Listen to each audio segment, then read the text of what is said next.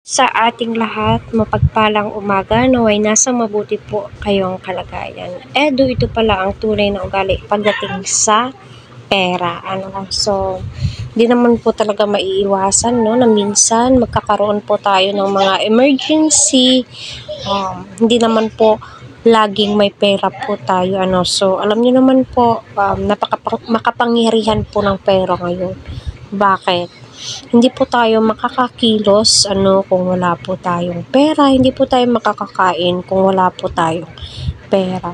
So number one na pangangailangan ng tao ay pera po talaga. So nakakabilib na maliban sa mga beneficiary ni Kalingap Edu ay nagbibigay din ho siya, although hindi mo naman po masabing nagbibigay kasi nga hiniram po nila iyon at hindi na po nag-e-expect si Edu na maibabalik po iyon at nasa tao na lamang po babayaran o hindi. Ika nga ni Kalingap Edu, huwag mo nang bayaran, sa'yo na lang yun.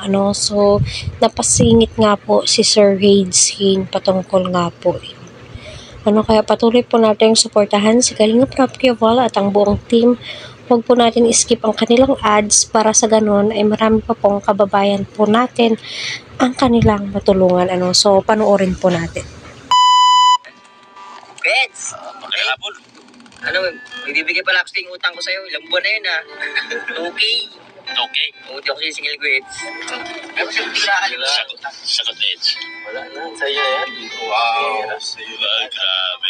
Tumuturo okay lang pala. 2K lang pala. Binibigay. Utang kong 10K sa'yo. May limit na yun pag mga ganyan. Sa'yo, meron din. May utang akong 10K. Hindi man ako sinisingil. Oh. Ano din sagot mo kay Richard? Bayaran mo na. Bayaran mo na. Ay, grabe. Ayun nga po, kita naman po natin kung ano po yung ginawa o naging reaction ni Eds base sa pera na hiniram nga po sa kanya.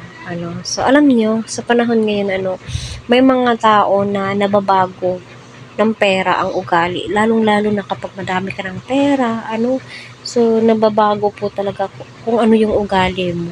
Pero alam naman po nating lahat, good Samaritan po yan si Eds. Nakakaintindi po yan siya.